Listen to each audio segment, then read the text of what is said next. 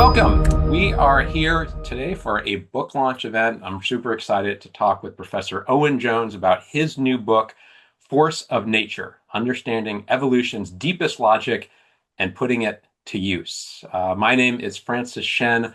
I'm a law professor at the University of Minnesota and co-direct the Neurotech Justice Accelerator at Mass General Brigham, and today play the role of director of the Career Network in Neuroscience and Society, supported by the Dana Foundation. So thanks to the Dana Foundation for making this possible. I'll put in the link to our website, and you can check out the other events that we run. And we'll talk today with Professor Jones. We'll hear about his book and also talk with him about the challenges of working at this intersection and publishing in law, in science, and he's done it so successfully. So really excited to have this conversation. A couple points of order. We will be together virtually here for an hour. We are recording this in case you have to leave early or your friends can't make it. We'll circulate the recording afterwards.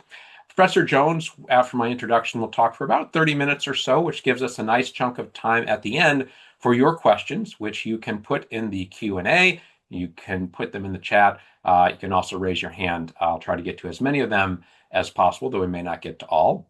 And with that, let me do my introduction. Professor Owen D. Jones is the Glenn M. Weaver, MD, and Mary Ellen Weaver Chair in Law, Brain, and Behavior, as well as a professor of biological sciences and director of the Weaver Family Program in Law, Brain Sciences, and Behavior at Vanderbilt University. He is also the director of the MacArthur Foundation Research Network on Law and Neuroscience, and he specializes at the intersection of law and science, law and evolutionary science, law and brain sciences, with the real emphasis, as we'll hear today, on decision-making and behavior. He is one of the rare professors to hold joint academic appointments in law and in biology, and his CV is too long for me to list everything, so I'll just mention a couple of things, which is that as an academic, he has published both in leading science outlets, Nature Neuroscience and Neuron, Current Biology, but also in leading law reviews, Columbia, University of Chicago, Penn, NYU, the list goes on and on. In addition to being an academic, he is administrative genius. He led the Research Network on Law and Neuroscience, which was supported by the MacArthur Foundation, a truly innovative place, and one that I owe a great debt to because it's where I did my postdoc. I want to say, as a last bit of introduction, on a personal note, because we have a lot of trainees and students in the room, you would be so lucky if you could have a mentor as Professor Jones has been to me. It's not overkill to say I would not have my career without Professor Jones' mentorship. And we may to get in a little bit of that as well. How do you mentor at this intersection? So Owen, it's so great to have you here. I'm going to take myself off the spotlight and turn it over to you. And we can't wait to hear about Force of Nature. And Great. Hey, first of all, Francis, thank you for such a generous introduction. I do think you've overstated my role in your career. I think you would have been rising meteorically with or without me, but I appreciate the kind words. It's nice to see everybody. Thank you for stopping by.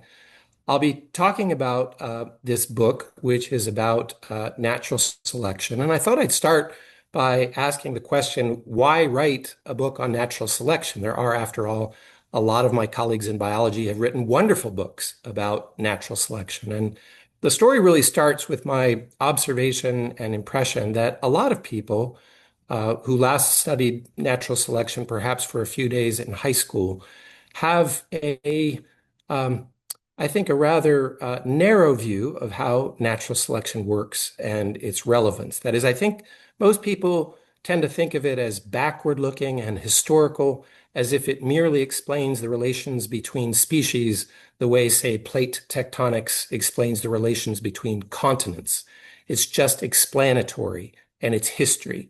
I wanted to write a book that would be about how natural selection is useful and vibrant and operating in a ubiquitous fashion around us at all times, and give a sense to people about how, much like gravity, the force of nature is in natural selection is really important to understand. And so I wanted to write about a book about how it was useful.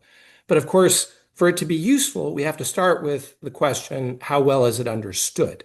So It turns out that unfortunately, the rule is it is not very well understood. In fact, more than 85 studies have all reached the same conclusion that there are dozens of different significant misunderstandings, even among people who think that they understand natural selection reasonably well. I'll give just a couple for flavor.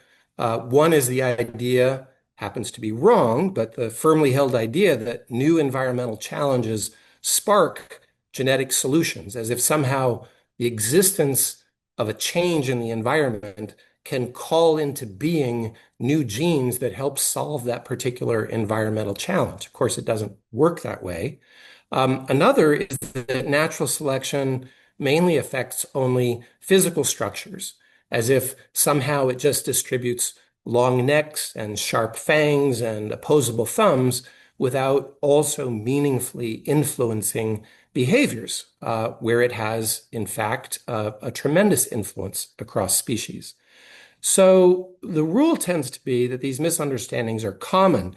Somewhat more troublingly, they're not just common among students who've had no instruction in evolutionary processes, but they're also remarkably common among people like undergraduate biology majors, medical school students, and high school biology teachers. So it's a very widespread phenomenon. So my first message in the book was basically this. We are prone to make big, extremely consequential mistakes and to miss important opportunities to improve the human condition anytime we overlook or underestimate or misunderstand natural selection and how it operates. Now, that made my task in the book to try to figure out how to explain its utility as a tool for us in a wide variety of fields and areas of life that humans really care about in their day-to-day existence. So today's talk, I'll spend a few minutes, just a few, giving us a refresher on natural selection so we all start from the same page. And then I'm going to give some examples from a variety of fields, one or two examples each, of the utility that flows from understanding natural selection and seeing it clearly and accurately. These aren't the only examples, they aren't the only fields, but I've picked them to give a sense of the breadth of application. So hopefully this will resonate with the overall message about utility. So natural selection. So you may recall from your early days in school that the three things you need for natural selection to operate are heritable features, that is, traits that are associated with genes that flow from one generation to another. You need variation in those heritable features, that is, they're not all identical. And then thirdly, you need differential reproduction caused by some of that variation, such that some of the organisms bearing traits reproduce more than do organisms bearing alternative traits. Anytime you have those three things, you have the conditions necessary for the process of natural selection to yield evolution as a result. And so, as a consequence of that, features that work will spread to larger and larger percentages of subsequent generations within a species over time. That's it. The basic idea is fairly simple, but it turns out that it's really, really useful. So I'm going to start first with an example from industrial fishing. And counterintuitively, the path into fishing is going to lead first through cattle. So we have known for thousands of years, long before the discovery of genes, that offspring tend to share many of the traits of their parents, things like size and weight, for example. So if we all owned a herd of cattle and we wanted to maximize its food yield year after year as we bred them and sold or ate some, I think we would agree rather quickly, this has long been known, that you don't want to eat and kill off your biggest cattle and breed only from the runts. You want to eat the runts and the medium size and you want to let the biggest live and the healthiest live and breed. So that should be pretty straightforward. I imagine everyone sees that pretty quickly. So the question is, to what extent has this influenced our fishing practices?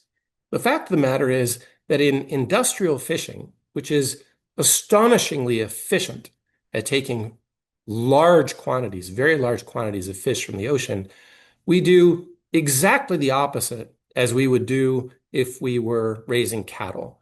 That is, we take the largest fish routinely, we take the medium-sized fish, and we let the little fish go free by swimming through the holes of a particular size in the net. Now, at first, this might seem like a rather enlightened policy. You think, well, of course, because if we took all the fish, there wouldn't be any for next year's harvest. And by letting the juveniles go free, we ensure that next year we'll be able to take large and medium-sized fish. The problem is it doesn't work that way. And it doesn't work that way because of something I call the sin of assumed invariance. That is, people tend to think that a species is static. So they think, for example, that a tuna is a tuna is a tuna. If you let the little tuna go free, they'll grow up to be the same big tuna that they have since deep ancestral times. The problem, of course, is that if industrial fishing is widespread and effective enough, and it is, it creates a very strong selection pressure where being big is bad. The big fish do not reproduce as much as the small adults. And the key to understanding that is that what swims through the net are not just juveniles, but they're also fish that just by random generation of genes and variation are small adults. And so the small adults tend to vastly out reproduce the big adults, which are captured, killed, and eaten. So that means that when the smaller adults survive to reproduce, their offspring inherit their tendency to become small adults. They mature earlier and smaller. Now, that creates not one, but two very, very significant problems that undercut our long-term interests. The first is that the average size of adults shrinks, as I just said, and that results in a shrinking of the overall biomass to be harvested. But the second thing, less noticed, except by scientists who study evolutionary pressures on fishing, is that the population size also tends to shrink because smaller females have far, far fewer eggs than larger females. And I'll give you one quick example. In Atlantic cod, for instance, a female that is half as large does not have half as many eggs to lay. She has 1/28th as many eggs to lay. So disproportionately fewer eggs. They are incidentally also of lower energetic quality, each one meaning that they are less likely to survive to reproductive age in any event. But the point here is that if you miss or misunderstand the effects of selection pressures created by our activities, we are often doing something that undercuts our own interests, and we engage in essentially unintended selective breeding, which results in a change to the populations and ultimately to the species. So that's just one example. Now, let's turn to think of a completely different domain, engineering. And I want to start with a story about a bunch of engineers, all university trained in things like materials science and physics, that had made a tremendous amount of progress in body armor. After all the low-hanging fruit for improvements had been plucked, the question becomes, where do you look next for designing better body armor, lighter and more effective? And one engineer had the, I think, remarkable idea to ask the question, what fish swim where the voracious piranha swim? Because maybe natural selection has actually equipped that fish to survive with impressive body armor. And so it turns out when you go to answer that question, you discover a fish long known down in Brazil as the pirarucu, which is one of the world's largest freshwater fish. It can grow to 14 feet long, and it has the most remarkable scales that are just about the hardest and toughest tissues in the animal kingdom. And here's how it works in a way that was very inspirational to those designing body armor. On the outside, there's a very, very hard layer of fish scale. But as you know, hardness tends to trade against brittleness. It can be very hard, but when it cracks, those cracks tend to propagate. So the Pararaku solved this through natural selection by biolaminating that hard exterior layer smoothly in a transitional gradient into a tough and elastic underlayer created by fibers of collagen, which are tough and elastic, oriented in random directions for layer after layer. So this creates essentially a biological version of ripstop fabric, or in this case, crack stop, so that if a crack does penetrate the scale at the exterior, it cannot continue to propagate into the interior of the fish. So it has these two very different ways that work blended together to prevent piranha from just swimming up and eating its sides.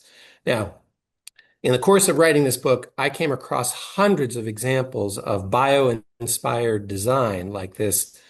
It's a really exciting area of engineering, and this is, of course, only one example, but there are so many others, including fascinating things we learned about the attraction of gecko toe pad hairs to subatomic particles, availing themselves of the van der Waals forces in physics that enable them to do things like walk upside down on glass, which it turns out has been very inspirational for the defense industry as they're trying to design robots to be stealthy and nimble.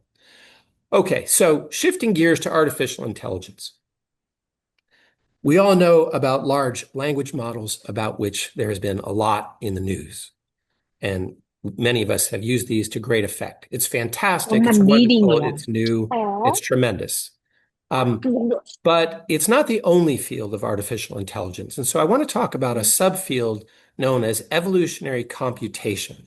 And the idea of evolutionary computation is to harness the power of nature and replicate natural selection inside the computer to help us solve computationally difficult problems in a wide variety of fields, not just mathematics or engineering, but all sorts of others, system design and robotics and drug design and et cetera.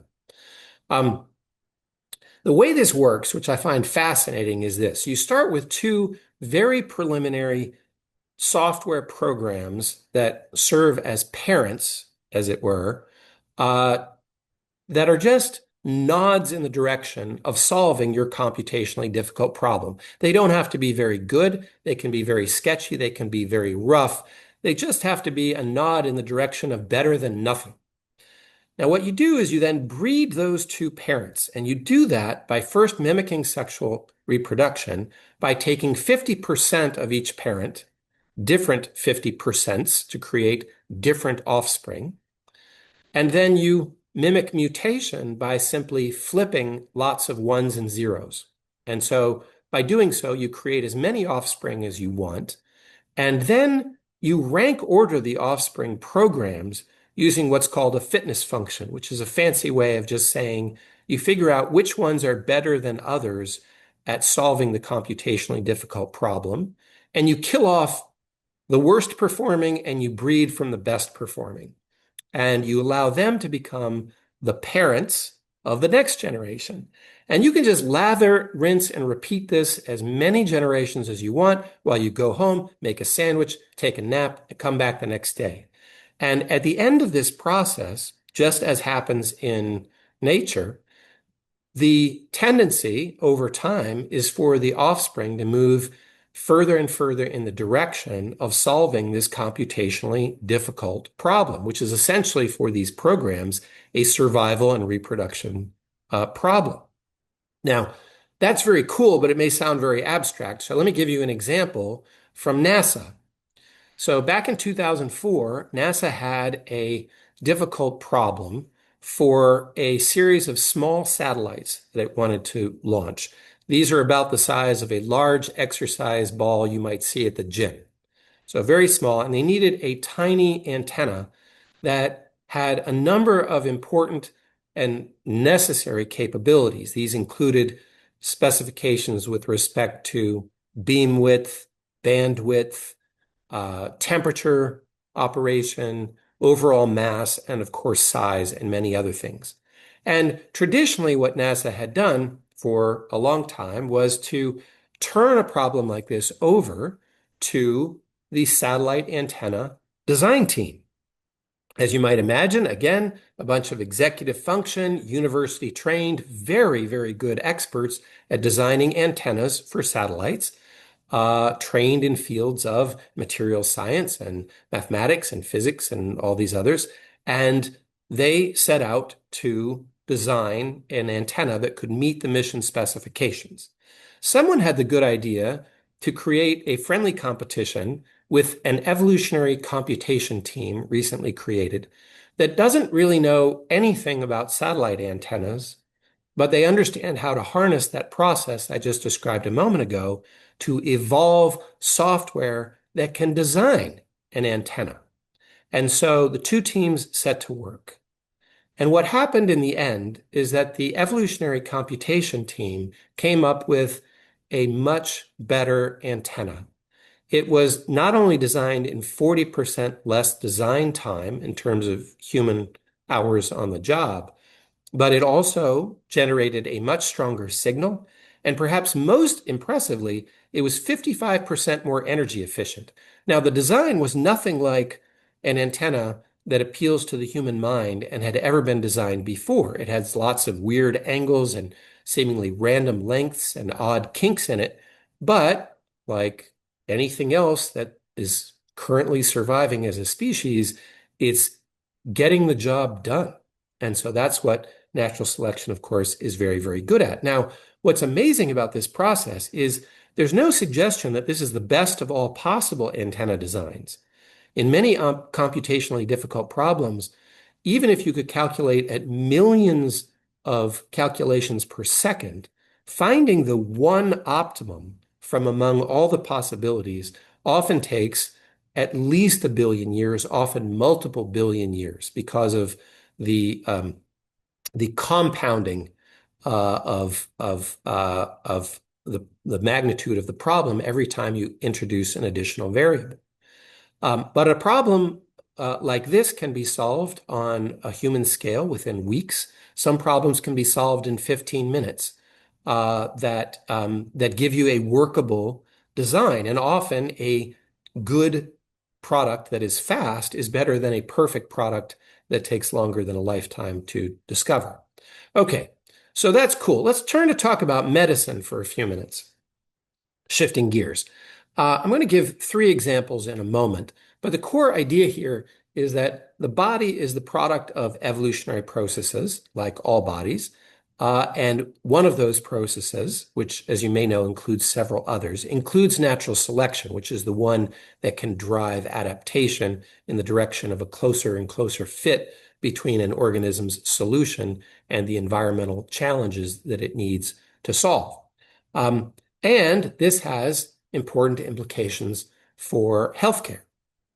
Now, the entry-level insight here, perhaps the easiest one and most appealing, has to do with fever. Some of you may know this, but when many of us were growing up, and in fact still commonly today, when someone has a bacterial infection, we'll leave viruses aside for the moment, but when someone has a bacterial infection leading to a fever, doctors routinely prescribe drugs that reduce the fever. That seems like a smart thing because it brings the body back closer to baseline, and ultimately we want to get the body back to baseline.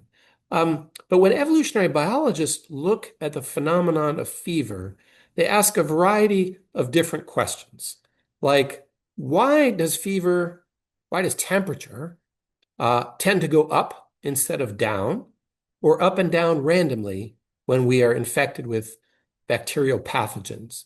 And why, when we are infected, does the temperature tend to only go up a few degrees before leveling off instead of marching inexorably upward until our brain boils?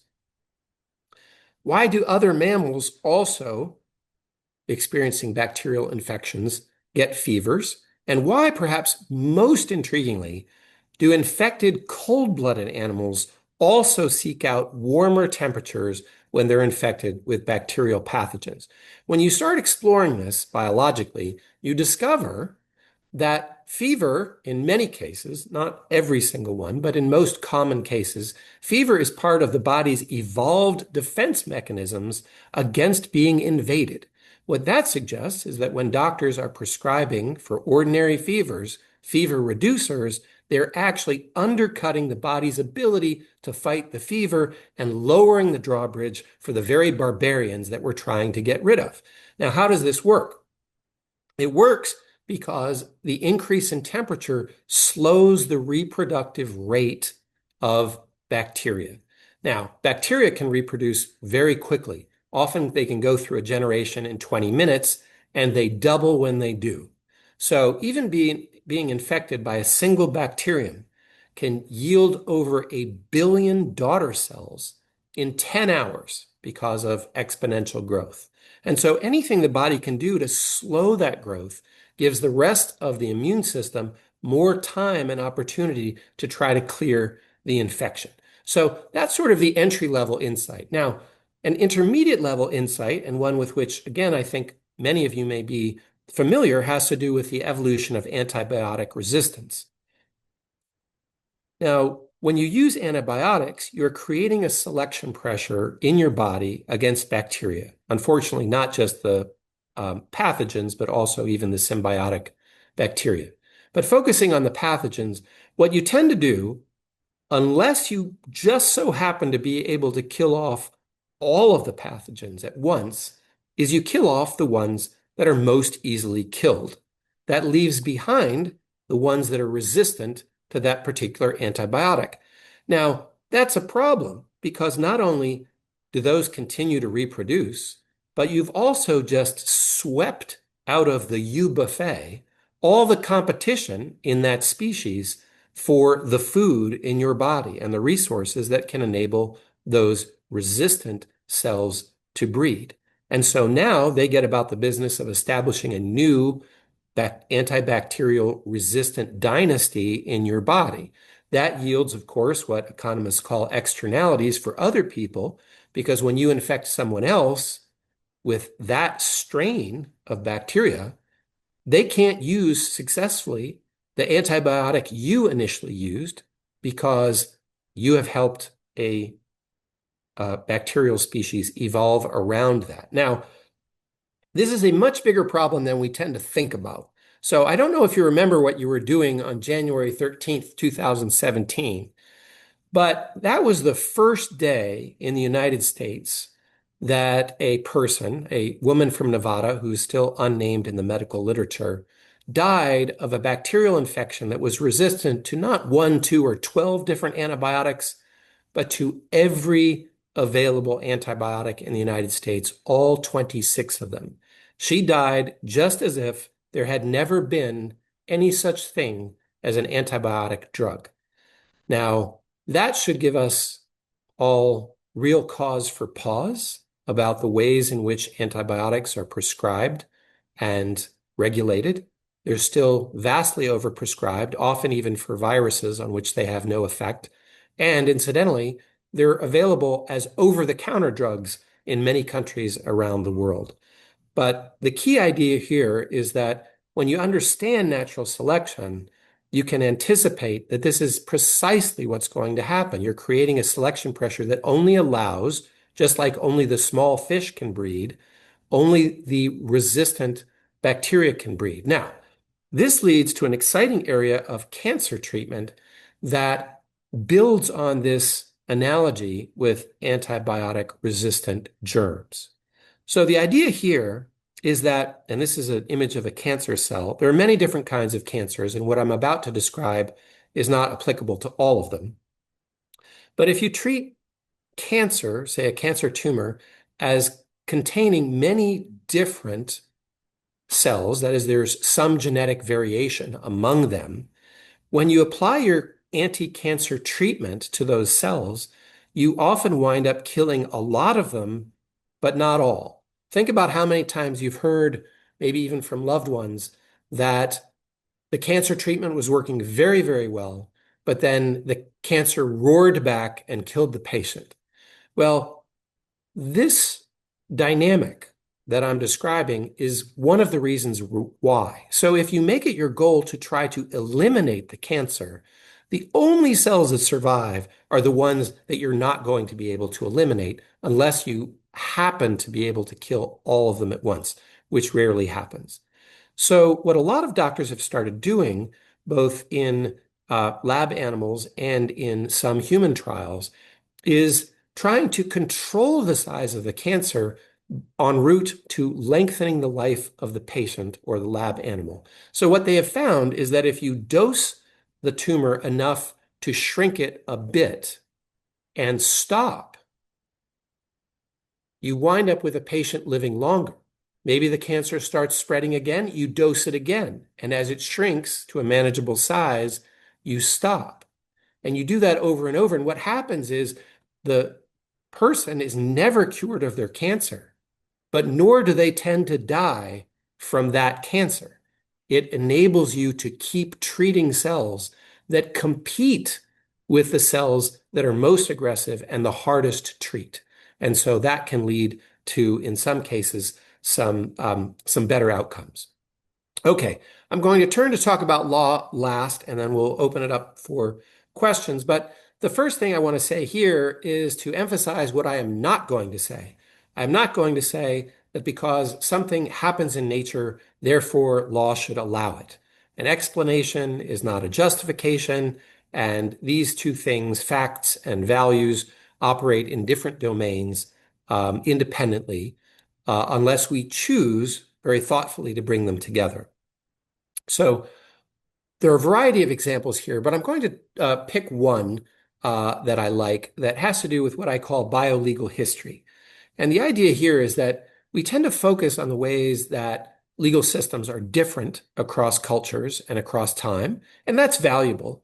But I want to focus on their similarities. And my argument in the book is that law is the main architecture and the main features and structures of law. I'm not talking about minor details like how long you have to file a reply brief, but the main structures are an external manifestation of the evolved human brain, which has been shaped by natural selection, in the same way that a beaver dam is an external manifestation of a beaver brain, which has been shaped by natural selection and evolved over time. What I mean by that is if you look at some of the core things about legal systems, the topics that tend to be a matter of focus, the way that we have normative values about whether we want more or less of that behavior, the tools we use to try to incentivize people, and the efforts that we have to deploy in order to change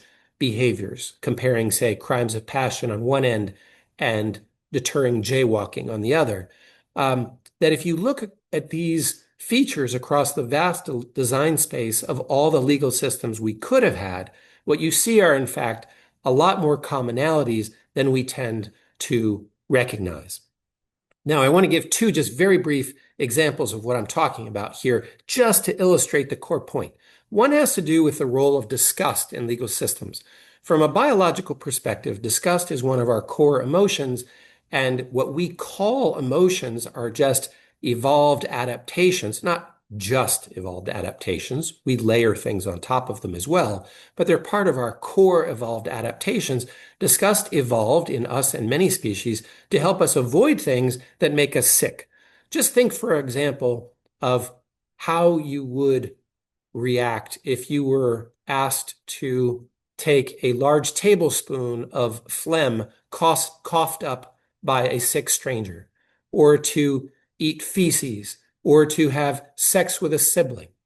All of these things tend to have adverse consequences, and across the species, showing in many, though not necessarily every single legal system, but in the vast majority of them, you tend to have a certain number of core um, uh, prohibitions that reflect this outward manifestation of our evolved disgust. It is not coin flipping odds whether we find infections and rotting meat and these sorts of things revolting enough to avoid consuming or licking, for example.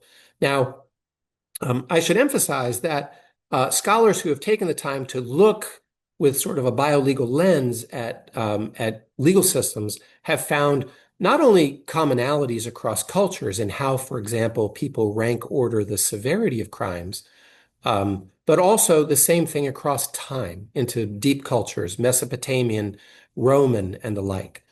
Now, another example I want to give is that there's a lot of literature on the biology of the fundaments of fairness, which I think helps illuminate some of the general sense of justice that we have. And so you find in primates, this happens to be an example of a capuchin, a real adverse reaction to not getting so-called equal pay for equal work. When researchers give a token that can be exchanged for a cucumber, capuchins will routinely exchange these. But if you start giving one capuchin a cucumber and another capuchin a grape, which is a more highly valued food because it's higher in calories, and therefore we perceive it as sweet, the capuchin that gets shortchanged does not react to this in a calm and controlled manner. Instead, the capuchins often jump up and down. They throw the tokens or the cucumbers at the researchers. They scowl, they shriek, and they generally throw the kind of conniption that you would find among our toddlers if they're not given the same size cookie as their sibling. So I want to just pause there and say there are a lot of other things one can do about looking at the influence of our evolved brain on our legal systems.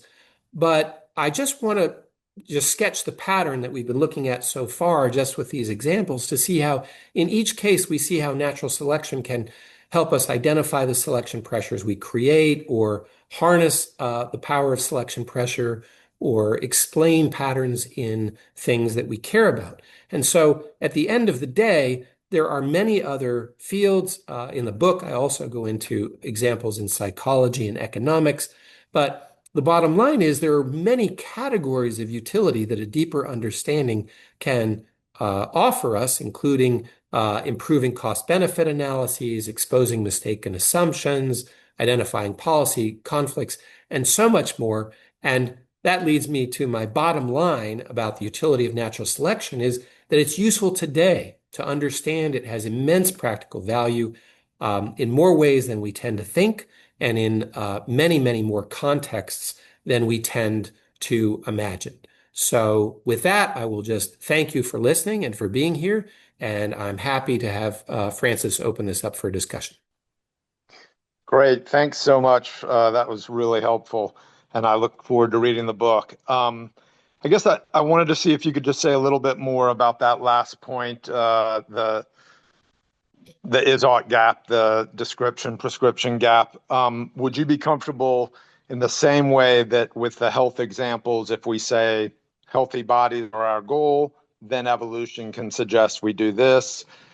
If we start with just a bare, normative assumption, we want to increase cooperation, and then you look at the evolutionary story and you can get all kinds of factual information that would feed right into increasing cooperation, or even something more robust like justice or fairness. So are you happy enough to bridge the gap with a quick little normative antecedent? Yes, I agree completely with what you say, and I'm glad you gave me the opportunity to talk more about the is-ought gap. And the point I was trying to make, and I believe very firmly, is that there's no automatic bridge from the facts that we discover in nature to some normative conclusion. And so, for example, we can't say because cancer happens in nature, therefore cancer is good. We don't say tornadoes happen, therefore tornadoes are good. We don't say, well, many species have males that attempt to force copulation with unwilling females, therefore sexual aggression is fine. My larger point is we don't want to make that move from the facts that science can help us discover to a conclusion without introducing a value. I think you would agree with me here that we agree is something normatively we want to pursue, like less violence in society, like more social, beneficial behavior, and those sorts of things, or like better health. As long as you are deriving that value from a place independent of the facts alone, then I'm comfortable. I'm not comfortable assuming that the value can directly and automatically come from the facts. Does that make sense? Great. Thanks, Owen. We'll go next to Dr. Torrance. This is a all-star cast of participants as well. Dr. Torrance is his own right a founder of BioLaw. So great to see you here, Andrew. Floor is yours. Thanks Hi, very Andrew. much. That's far too kind an introduction, but I think I'm evolutionarily programmed to accept it with a smile. No, thanks very much. Look, this is just sort of the latest in a long line of contributions that you've made, Owen, that just make my mouth water because you're somebody that um, actually digs into the science in a way that is meaningful and then makes meaningful insights for law and other subjects. So congratulations on the book. I can't wait to read it. Thank you. I've got a question that it may end up just meaning that I'll get mowed down in both directions, but um, I feel like the atmosphere has changed with respect to evolution, especially over the last 10 years or so, in a couple of regards that I think set your book in an interesting context.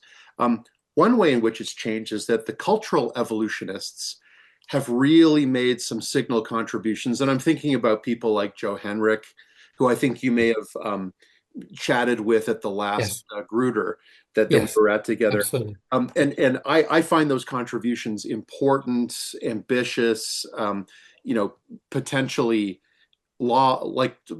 potentially transformative in how we apply evolution to law. But here's what I want to ask you. Um, Despite all of the advances in understanding evolution, and I'd say more widespread acceptance in evolution's relevance to things like law, there's also grown, I would say, extreme antipathy to the application of evolution, not just on the right side of the spectrum, but on the left side as well. Mhm. And, Yeah. and so now you have opponents who come at you from two very different perspectives, but the one thing they agree about is that evolution is just verboten as an input to policy making, law making, interpretation, et cetera. Just curious if you'd be willing to comment on that and maybe let us know how you've dealt with that development in your book. Yes. First of all, thanks for the kind words, and I think it's an excellent question. Um, there's a long history here of people attempting to use and to invoke biology for political ends. And so one of the things I often do in my work is I acknowledge that as a history. I mean, any tool can be misused, scissors, knives, electricity. And so science provides us with tools, but they have to be used responsibly. So starting with Herbert Spencer, he invoked a bastardized view of Darwin's work to claim that anybody who was in the upper echelons of society deserved to be there because they were better, right? Ignoring the historical inequities in education and access to wealth and these sorts of things. So he immediately glommed onto a wrong message to take away and tried to wrap himself in the mantle of science. Of course, we know, through eugenics, both occasionally in the United States in cases like Buck versus Bell and the eugenics movement here, as well as in some of Nazi Germany, we know that people tend to try to argue that things that they want to have happen are supported by sound thinking about biology. And often that's just not true. So I often spend time, and I do this in the book too, although not at great length because there have been so many other wonderful books written about that particular piece of the puzzle. I often spend a little bit of time saying, look, I recognize this is going to make some people uncomfortable. So let me talk first about what I'm not going to say. I'm not going to make, the following sets of assumptions. But what I am going to say is, you tell me what your goal is, And if it involves the behavior of human beings, for example, or it involves the harvesting of fish or other such things in the biotic world, we're going to explore ways in which a sound understanding of how natural selection works can help you achieve what you're trying to achieve. I'm not setting the goals here, and science doesn't set the goals, but science can often help us. Sometimes the biological sciences, sometimes the social sciences, and sometimes the two together can help us do more effectively whatever it is we're trying to do. So, for example, I think the cultural evolutionists are, of course, onto something very, very important.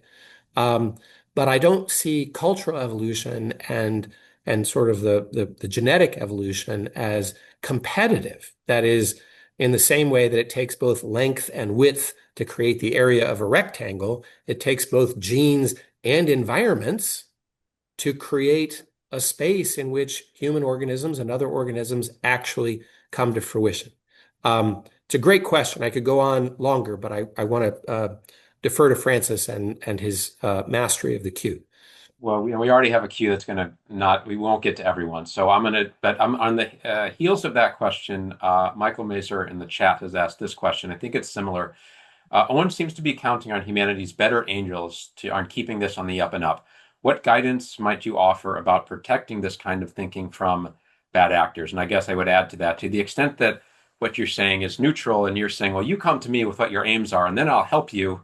What if they come with aims that are not very good, but Right. evolutionary might actually help them be better bad actors? Great.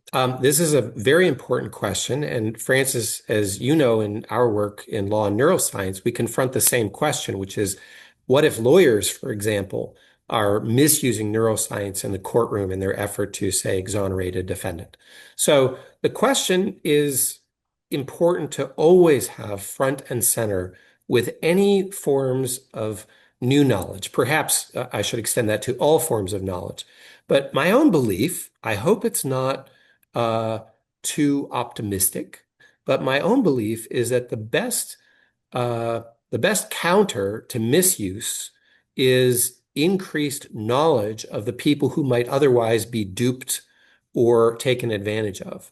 And so I believe that a deeper understanding of how natural selection works, coupled with an understanding of how it doesn't work and what it doesn't lead to, is important to equip people to operate effectively in their lives, their worlds, their jobs, in a similar fashion to statistics. I mean, if you don't know enough about statistics to not be taken to the cleaners, you will be taken to the cleaners by misunderstanding or misestimating what conclusions you can logically draw from whatever data you have. So, my view is that, and I try to contribute to this in my own work, the more we can help people understand in a more informed and sophisticated way how things work and don't in whatever domain it is we're talking about, whether it's economics or physics or law or biology,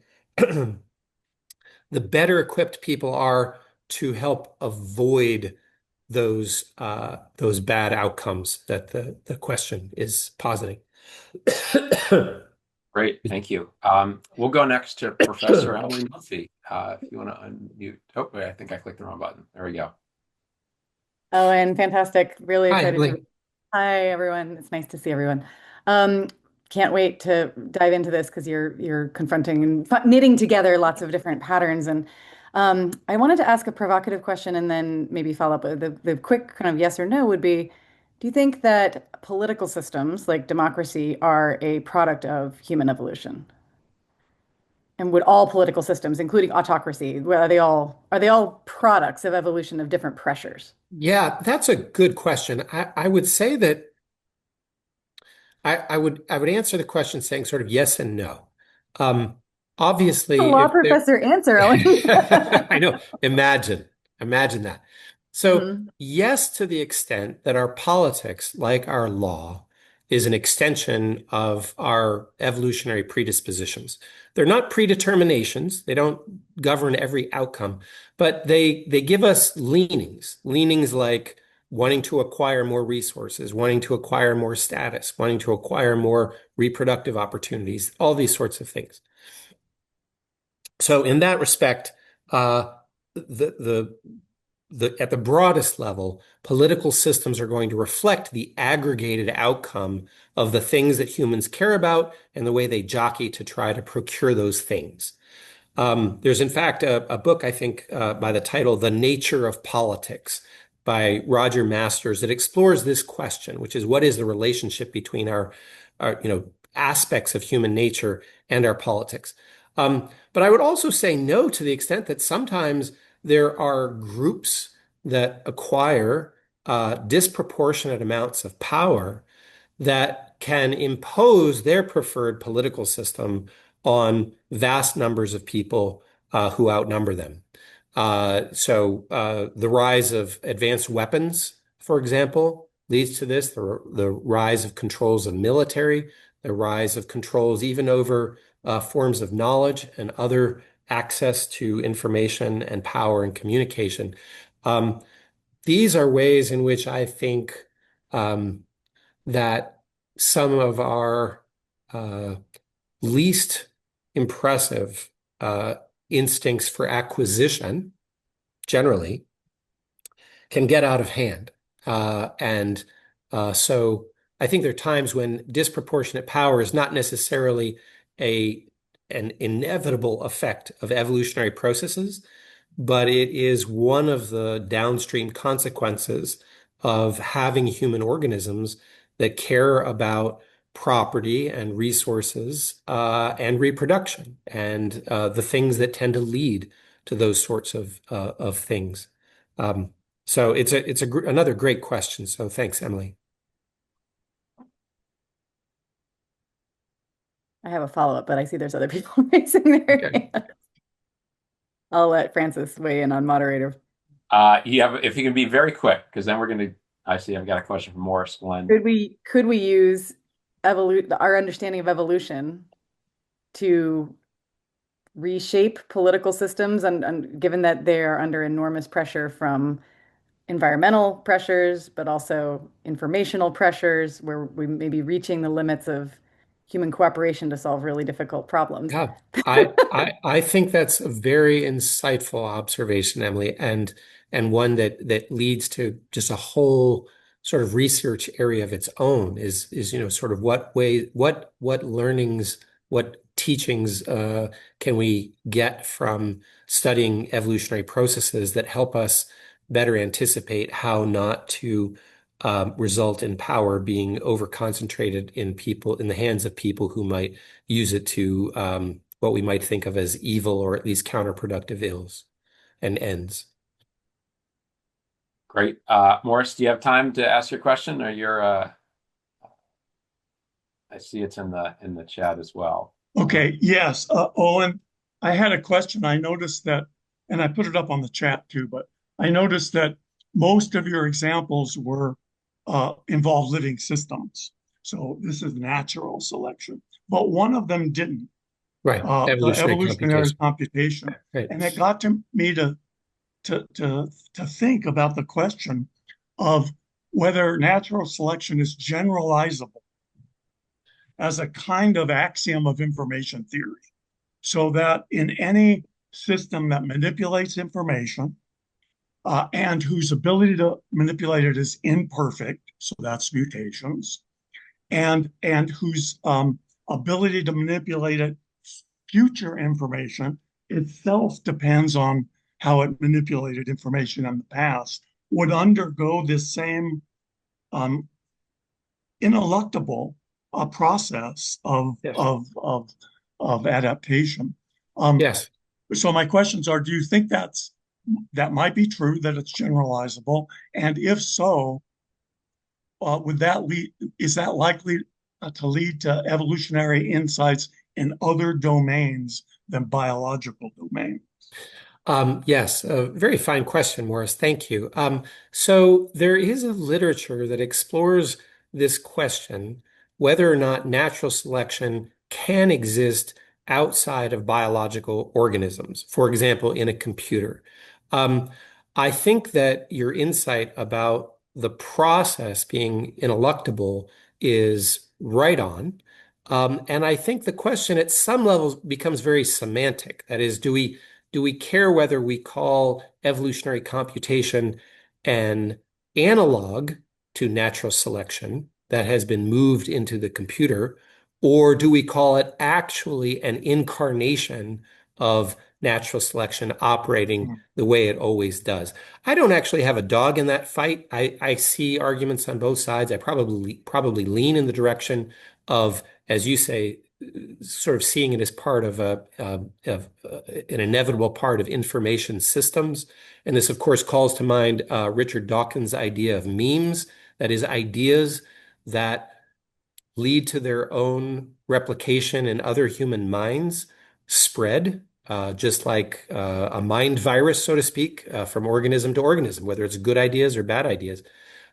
So I do lean in the direction that I think your question suggests of thinking that it's a broader application than just biological systems, which is one of the reasons that I was so keen to put evolutionary computation and artificial intelligence as its own chapter in the book. Great. Thanks so much. So we're just about at time. We're going to lose a few people in a moment, but we'll still get to Glenn's question. Then I'll ask my final question and we'll call it a session. But a couple people have asked in the chat about seeing the slides. This is recorded. We will post the recording, and so you can check out the slides and the conversation that goes along with it soon, and we'll share those all with you in the next couple weeks. Glenn, final question, and Owen, final answer, and I'll ask one thing at the end.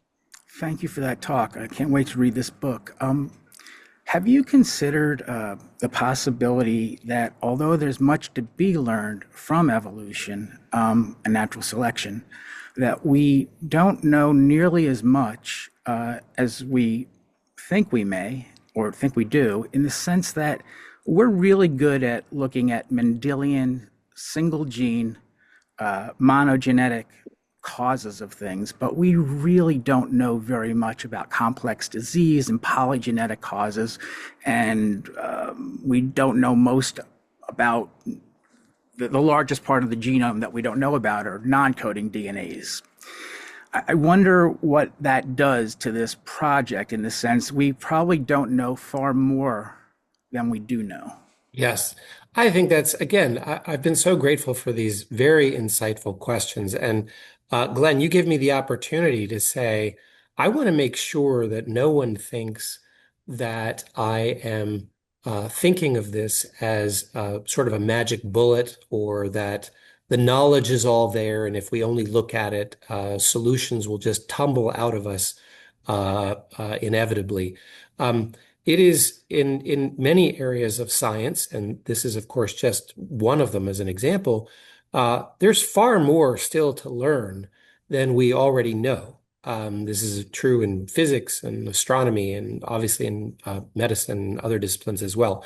So I agree with you that we should not stop investigating the details and looking for the principles forever. I mean, that's just part of the scientific process. And we hope that we get a clearer and clearer and clearer approximation of ultimate truth. And we may never finally get there to the end, the grand unifying theories of everything.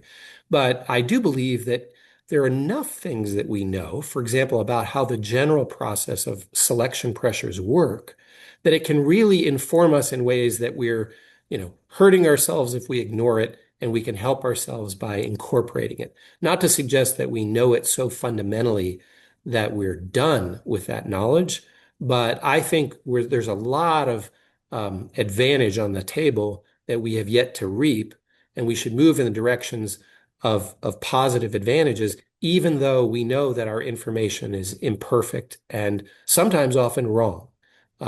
As was the case, for example, historically with ulcers and the discovery of H. pylori as the bacteria that is, necessary as a fundamental principle. So sometimes we do revisit our assumptions, and we have to be open to that at all times. But at the moment, natural selection, much like gravity, is not understood perfectly, but it's understood very, very robustly for all the purposes that we need it, I think, at the moment. So thank you for the question. I appreciate it. Yeah, great question. So I just want to ask at the end. First of all, amazing talk. Everyone go get the book. I put it in the chat. I can't wait to read it. I've already pre-ordered it. But we have a lot of trainees on the call. This event has been sponsored by the Dana Foundation, Career Network, and Neuroscience and Society. Thank you, Dana Foundation. Could you just say a few words on about what it would take for someone who's looking at this and saying, "Boy, I'd like to write a book like that someday," or "I'd like to do work at this intersection"? Because let me remind everyone, you're a professor of biological sciences and professor of law. In the fall, you'll teach contracts. You're not teaching biology. So, what advice do you have for someone who sees these connections? And you gave us 5 different intersectional places where you're putting all these fields together. One can't do everything. So how have Yes. you navigated? What advice in 60, 90 seconds would you Right, offer right. So someone who thank you wants for to the take this step? question.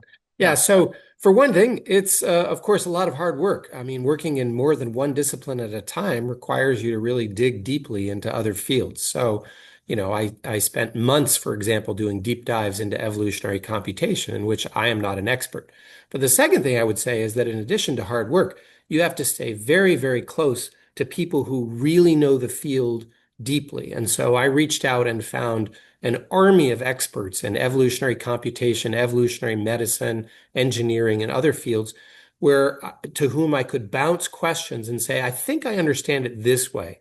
Where is this right? Where is it wrong? Or I think I want to explain this way for the general public. Would this dumb it down too much? Or would this be too much jargon? How do I write in a way that enables me to capture the essence so that an expert wouldn't spit up her coffee, but also make it accessible to someone who is not an expert in that field? And so that requires, a lot of attention. I will say it's extremely rewarding. So I would encourage people who want to work in more than one field to do so, but you really have to make sure that you're getting down into the guts of the details of what you're studying. And the best way to do that is to collaborate. And so many of my publications that you mentioned earlier are collaborations with people who are experts in primatology or neuroscience, radiology, these sorts of things. But it's very rewarding. Yeah, that's great advice and great insight in the book. Everyone should get it. Force of Nature: Understanding Evolution's Deepest Logic and Putting It to Use, from Norton. You got the link in the chat. Thank you so much, Professor Owen Jones, for being with us today, and thanks to all of you for being here. Thank you so much. I appreciate it. Thanks, Francis. Bye, everyone. Thanks for listening.